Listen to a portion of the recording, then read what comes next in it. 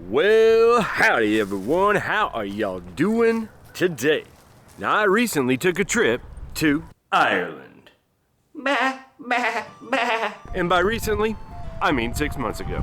Now, it was a great time, got to meet some family, explore the countryside. It was a bit chilly and it rained a lot, but the cliffs were So now that it's March, figured it'd be a great time to do a song about Ireland. Now, to start my trip to Ireland, I had to fly from over here in the United States. Now, I'm from Texas, which is right here, so naturally I rode my horse up to the airport, hitched up, and we were off. But before we could make our way off to Dublin, we had to make one little layover way up there in Chicago just to get a little primer on Irish culture. Now, when I was there, everything was green. They are not lying about that. It truly is the Emerald Isle.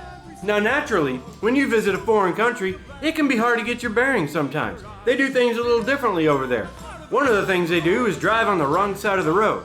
But luckily, I watched Fast and Furious Tokyo Drift and I knew how to drive on the left side of the road. I was so good at it, I didn't even hit one bush on the side of the road. By the way, they have a lot of hedge bushes right on the side of the road. Not with like a sidewalk, but right on the side of the road, so be careful if you're gonna drive over there. Additionally, they use Celsius instead of Fahrenheit. So when I heard it was 15 degrees outside, I thought I was gonna need like 8 jackets and 4 pair of gloves. But in reality, it was just a little bit chilly. But I did like their speed limits. There's something to be said for kilometers per hour instead of miles per hour, because it is extremely exhilarating to be able to go 100 without looking for the old cherries and berries behind you. Now, for most people, one of the best parts of travel is the food. Yes, fish and chips is pretty ubiquitous there, and there are plenty of potatoes, and actually one of my favorite dishes I had there was this home-cooked dish with boiled cabbage, potatoes, and some ham. It was very, very delicious. Now, another thing they've imported that people tend to like there a lot is curry and a lot of spicy dishes, and I was kind of surprised, but I was pretty happy about that. I like spice being imported everywhere. Spice in the music, spice in the food, spice in your life. But there were 2 things I really wanted to try. See, I'm a coffee drinker, but I've never really been big on tea. But I had some tea, it was Moroccan mint, and it was good. The other thing I tried, which is one of the more well-known dishes in both the islands over there, the United Kingdom and Ireland, is the white and black pudding. Now, if you don't know what white and black pudding is, I'm not gonna tell you. You just need to try it, then look up what it is. Now, I'll say from my experience that the white pudding, a little bit salty, wasn't that big a fan of it, but the black pudding with, I think it was oatmeal or something like that, and not like the cooked wet oatmeal, but like just the oat part, I guess just oats. It's very good, but you might not want to know what it is until you eat it. It's kind of like playing a game, a really gross one. Now, another thing, and this is not really going to shock anyone, there's Guinness everywhere. Everybody doesn't talk about Guinness all the time, but there's Guinness everywhere. Now, another thing that you really want to pay mind to when you're going on a trip outside of your country is you want to pay attention to the culture, the activities, the events, the things that people like to do when they're out living their lives. Now, one of the things I noticed, there was a lot of activity out there. People on bikes, people were walking around. We even went down to the coast, and it was cold. It was like late September. It was pretty chilly. It wasn't like, we're all going out to the beach and hanging out. But people were still out walking around, taking their dogs out, that sort of thing. So there's a pretty active scene, and that was pretty cool. The last thing I noticed about the culture is that sports is pretty cool over there. They do really like rugby, and they're really into football. But it's weird because they're not into American football. The football that they like over there, you play with your feet. You don't use your hands at all. How can you have a football game without using your hands? It's just weird. Now, with nearly every trip to a foreign country, there's going to be some things you really need to do and some things you really want to do, some things that are a little bit more personal. I actually got to see 2 pretty sweet waterfalls up close.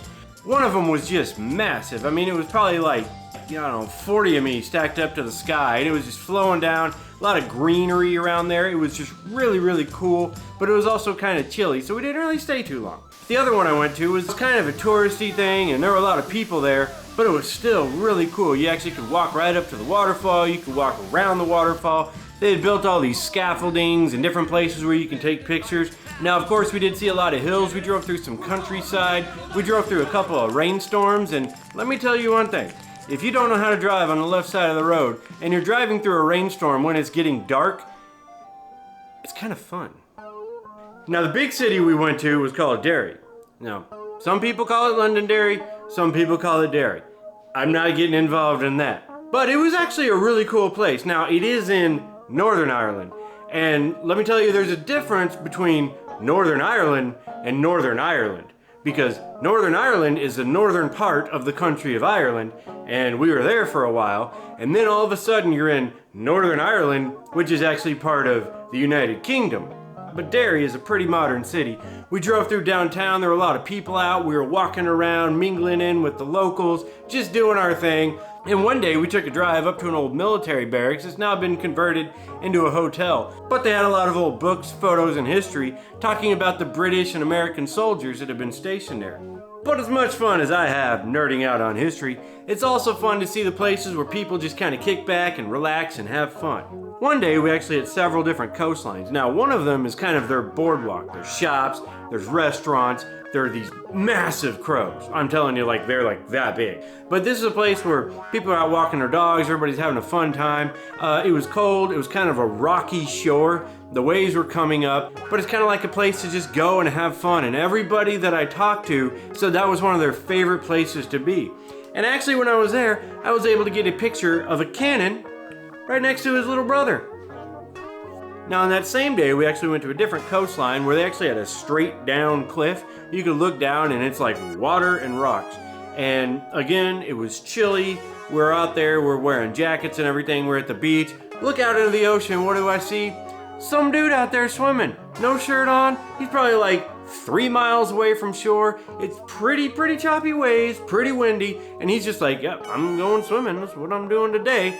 Now another one of my favorite things that we did on this entire trip was we went to this old castle. Now, I don't think it's technically actually a castle, but to me, as an American, it's a castle.